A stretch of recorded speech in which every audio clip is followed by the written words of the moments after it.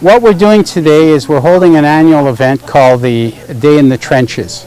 Today we're hoping that the visitors who come here get an experience of how the soldiers lived while training, what was it like behind the lines in the headquarters.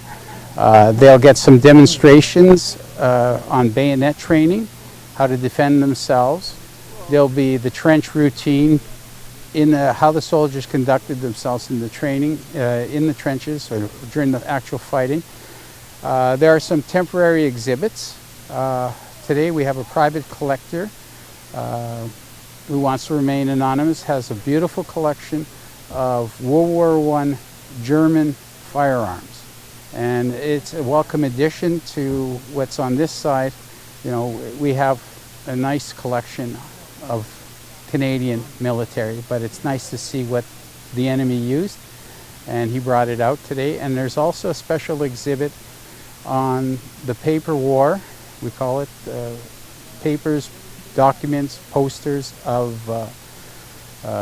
Canada in the First World War. So there's sheet music, there's letters, there's diaries on exhibit today. Plus there's also the museum in the basement, where we have a gentleman who came all the way from Saskatchewan, from Regina Military Museum, to manage the museum in the basement. Down that field. Who wants a mortar shell? There you go. Yeah, go ahead and pass those around. Okay, so what you guys are passing around are mortar shells from a Stokes mortar. They're when they're filled with explosives, they weigh just shy of 5 kilos, and they have a max range of about 800 yards. So they were an important stopgap in terms of delivering your ordnance into the enemy trench. So when you think about it, your heavy artillery pieces that you think of when you think of the First World War, they're several miles behind the line, and when they're getting to the front, your typical trench is like 6 to 8 feet wide. So say that's your trench. Your artillery shell, when it's getting there, is pretty much at the end of its rope. It's either going to hit in front, hit the very back of the trench, or it's going to hit behind. Even if it hits that back of the trench wall, not to say that it's ineffective, but it's not. There's better ways that we can do it, which is how we end up with a Stokes mortar. I can take that if you're done with it. Anybody else need to see this? Okay. Here, I can take that for you, son. Thank you. So what these will do is regular artillery, you know, short, shallow angle, impact, shallow angle. These ones you can send off, you know, anywhere. If you're within a kilometer of your enemy trench, send it off at a steep angle, it's going to land at a steep angle. If it lands in the center of that trench, you're going to be doing a couple of things. You're going to be killing any enemy that are within range. You're going to be wounding some more that are within the area. And almost as effective, not quite, but almost, is you're going to be damaging their trench, which is going to take time, energy, and resources to fix. So you have to clear the dead, take care of them. You have to treat your wounded, which is going to take some more time and resources. And then if you guys would step towards the end of those beams right there, I'll show you exactly what I'm talking about, because our right side fire bay is falling in on itself. Now say that took a shell hit. It's going to be falling in on itself, and it's going to take me and 9 other guys probably around 6 hours to clean everything out, shore up the trench walls, and deal with any bodies that might have fallen out. That's the thing, especially early in the war, you don't want to expose yourself to bury your dead or theirs. They go where you can put them, and a lot of times it's in the trench walls. Makes life miserable, especially when you consider the fact that you're constantly wet. When you take into account, so like say northern France and Flanders, water table is extremely high. It's only about a foot below the surface. Now, when you disrupt the drainage system that they've had in place for the last couple of centuries with just a few artillery shells, water's not going to be draining, and it's going to settle into low points, which are your shell holes and our trench. You're in the trench from 7 to 10 days in the front line. Now, if you're wet that entire time, you're going to develop a condition known as trench foot. Your feet first are going to get swollen and painful. Your toes and other flesh are going to turn black and start rotting, and then the flesh is just going to fall off. You're going to be left with little itty bitty stubs of bone where your toes used to be. Now, it's not always a fatal condition. Sometimes you can develop a blood infection or something of the like that can run its course, but most often you'd have to amputate the limb. Now, you took a soldier with a preventable condition, you've cut his foot off at the ankle or at the knee, he's no longer an effective soldier you can use. He's home, he's gone, it's over with. But if you can get ahead of it, you can keep him in the line. So what officers would do is they'd have their troops take off their boots once a day, and they would inspect each other's feet. They'd be looking for signs of swelling or redness or tenderness. They'd have to touch each other's feet. If they showed signs or symptoms of trench foot, they'd send them off to the aid station. They get treated. That way they can come back and still be effective soldiers. If they didn't have signs of trench foot, they would apply a salve, or like whale oil was a popular option, to help try to waterproof their feet and prevent a condition like trench foot from setting in. Now, later in the war, they got the convoy system figured out. They were able to start getting rubber back into the plants. They produced these nice hip-high rubber boots. You didn't have to take off your shoes in the front line anymore. You didn't have to trot around in soggy puttees and boots anymore.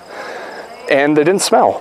Well, they smelled like sweaty feet, but what would you rather have, whale oil or sweaty feet? So, frontline conditions were not pleasant in any capacity, and only made worse by the incessant amount of water and mud that they had to deal with. Now, with that being said, what questions do you guys have? So, is there any such thing as a soldier who wasn't wounded or sick after a period of time ever getting relieved, or do they just stay there until Nope. So they would spend, for the average trench cycle, you'd spend 7 to 10 days in the front line. Then they have a reserve line. You'd rotate back. You'd sit in the reserve line for another 7 to 10 days. You'd just be reinforcements for the guys in the front line if they got in trouble. And then after your period in the reserve trenches, you'd go to the rear. That's where you do, resupply, get new equipment or anything you need. You do a lot of training. There was a lot of technological advancement during the Great War, so much so that the stuff that they taught the month before might not be relevant anymore the next time you're in the rear. So you're constantly training, trying to prepare for the next time you're in the line. Because as soon as you're done in the rear, you're right back in the front. It's about a month-long cycle from start to finish. So they would be in the back. Another thing to improve morale and also keep your troops fit is they'd play games. Play things like football or rugby or any number of things to try to keep them, one, physically fit, and two, keep their mind off it. Because if you let them sit around for too long, they're going to dwell on how bad it sucked the first time going up the line, and they're not going to want to go again. So you keep them busy, keep them training, and then by the time it's time to go back into the line, they're physically and mentally ready. So potentially someone could have been at the battlefield at the start of the war and be there for almost 4 years to the end of the war? Potentially. And sometimes there'll be periods out of the line too if you got selected for specialist training. Yeah. Like if you got sent to machine gunner school, they'd send you for a couple of weeks to a school nearby to learn how to run a Lewis gun or a Vickers gun.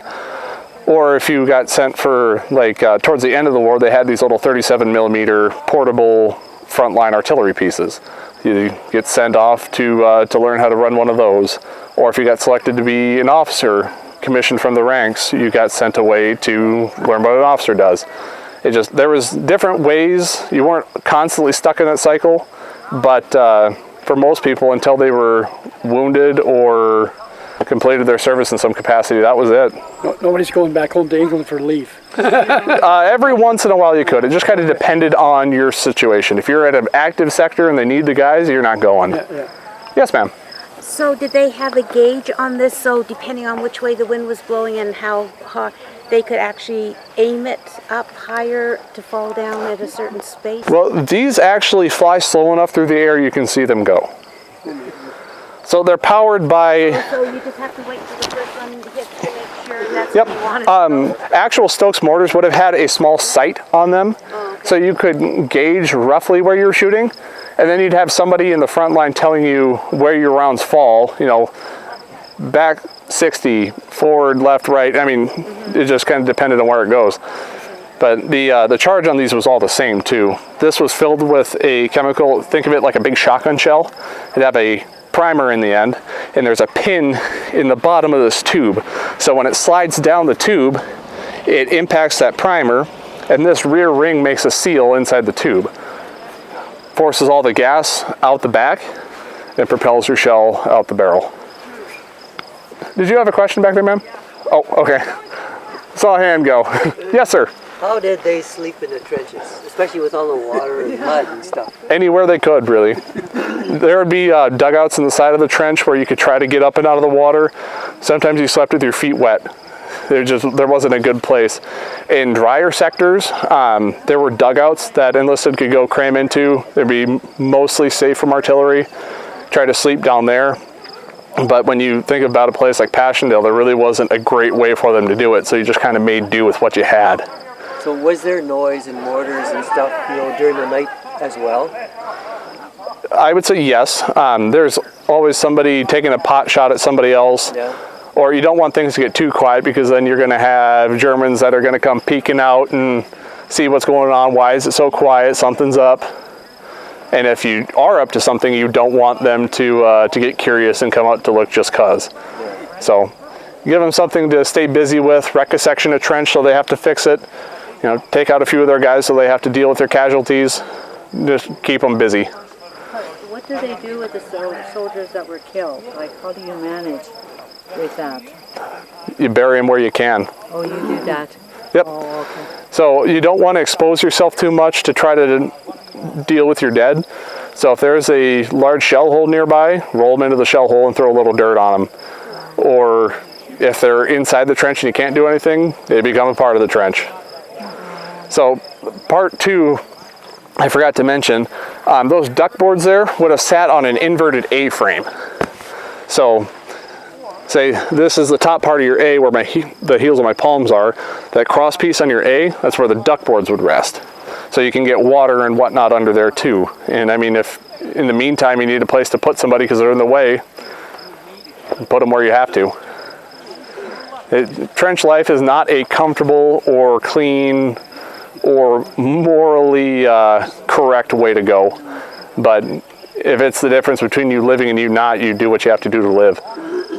Would they ever have temporary truce so both sides could pick up their bodies? On occasion there was. There's some famous examples like the Christmas truce where they said, all right, enough is enough for right now, let's just clean up our dead. There was another famous one at Gallipoli because it was so hot, all the bodies were starting to rot and body spread disease. So there were instances where it happened, but I would say by and large, it wasn't politically expedient to do it. Because think about it, how bad are you going to, if say you go over the top and you guys get beat back, how badly are you going to want to charge over the bodies of your dead friends to try to go do that again?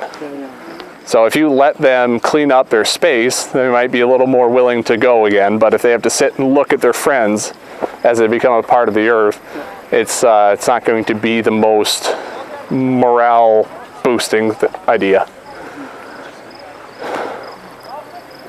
All right, if you got another question I can answer for you quick, I'd be happy to do so. I just wondered about the badges, about the blue badges on your sleeve. Oh, these ones? Yeah. They're the 27th Battalion, 6th Brigade of the Canadian Expeditionary Force. And did you have one more, sir? Yeah, I had in my mind that the trench walls were straight up and down, but you know that doesn't really make sense. It would be more sense Yep. to have them slope like that, eh? Yes. So the Earth is constantly moving.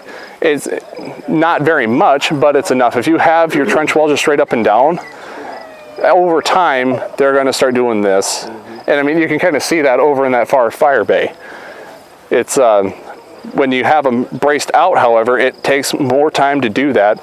And two, if a shell comes in, it might knock it straight, but it's not going to knock it in. So if you have it angled out, it's just more outward pressure keeping the trench open. Yeah.